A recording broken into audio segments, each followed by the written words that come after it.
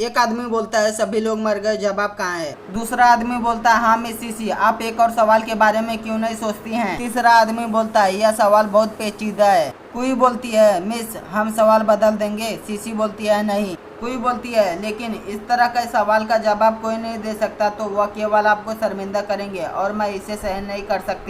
जूफेंग जोर जोर से हंसने लगता है। जूफेंग हंस रहा होता है। सेकंड मिस कंफ्यूज हो जाती है। यांग बोलता है भाई जू मुझे मत बताओ कि आप पहले से ही इस प्रश्न का उत्तर जानते हो। सीसी सोचती है ऐसा लगता है कि उसे जवाब देना पसंद नहीं है। कोई आश्चर्य की बात नहीं है। सेकंड मिस नौकर के साथ जाने को तैयार क्यों है, वह वाकई शानदार है। जूफेंग सेकंड मिस को धीरे से बताता है। सेकंड मिस बोलती है मैं समझ गई। टेबल पर पैर रखते हुए बोलती है मुझे उत्तर पता है।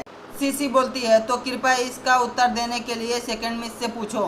एक आदमी बोलता है मुझे उम्मीद नहीं थी कि सेकंड मिस इतनी स्मार्ट होगी। दूसरा आदमी बोलता है हाँ क्योंकि सेकंड मिस को दूसरे सवाल का भी जवाब पता है। सेकंड मिस बोलती है यह बहुत आसान है, जल्लाद को कहो मेरा सिर कलम कर दे, बस इतना ही। ली हुक्सुआन कंफ्यूज हो जाता है। ली वही बोलता है तुम्हारा क्या मतलब है, मुझे समझ में नहीं आया। दो लोग हैरान होते हुए बोलते हैं यह। यांग हंसते हुए बोलता है आश्चर्यजनक, क्या शानदार जवाब है। जूफेंग बोलता है यानी कि हमारी सेकंड मिस सबसे स्मार्ट है, जिसकी तुलना किसी से भी नहीं की जा सकती।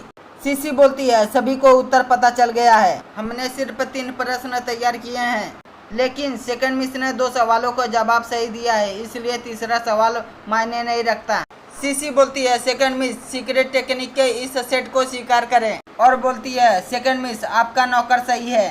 सेकंड मिस बोलती है हाँ उसके पास कुछ कौशल है। सीसी बोलती है सेकंड मिस आप बहुत भाग्यशाली हैं। सेकंड मिस बोलती है आप यहाँ हो, आपको भविष्य में लीवे से डरने की जरूरत नहीं है। जूफेंग बोलता है सेकंड मिस धन्यवाद। सेकंड मिस बोलती है सभी आपका ही जवाब था, लेकिन यह सही में मजेदार था। जूफेंग बोलता है भविष्य में आपको और भी मजा आएगा। यांग बोलता है भाई जू को बधाई हो।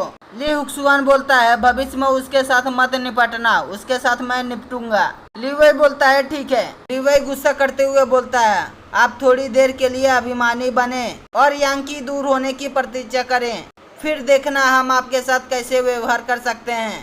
सीसी बोलती है कियारू तुम भी इस शहर में आई हो। कियारू बोलती है हाँ बहन सीसी मैं आपसे खासकर मिलने आई हूँ। सीसी बोलती है आप अभी भी अच्छी बातें कर लेती हो, लेकिन मैं आपसे बस इतना ही कहना चाहती हूँ कि आप मुझ पर एक एहसान करें और मेरे साथ तीसरे फ्लोर पे चले। कियारू बोलती है ठीक है। यांग बोलता है वे एक दूसरे को जानते हैं। लू बोलता है मुझे नहीं पता।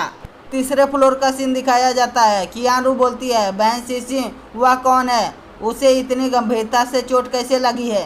सीसी बोलती है वह अंकल ये हैं, मेरे माता पिता के सबसे वफादार सेवक। और निराश होते हुए बोलती है क्योंकि मेरे माता पिता गायब हो गए थे तो यह अंकल यही थे जो मेरी रक्षा कर रहे थे, अगर वह नहीं होते तो यही परिवार में मेरी स्थिति बहुत खराब होती। आप पानी के जादूगर हैं और उपचार में भी माहिर हैं, क्या उनका इलाज करने का कोई तरीका है। कियारू बोलती है मैं उसकी चोट ठीक कर सकती हूँ, लेकिन ऐसा लगता है कि उनके शरीर में विष के साथ कोई शक्ति है जो हर समय बीमार करती रहती है। वह ब्लैक थंडर है, एक जहरीला थंडर जो बहुत ही भयानक है। मुझे नहीं पता क्या करना है, लेकिन एक व्यक्ति जानता है। सीसी बोलती है कौन।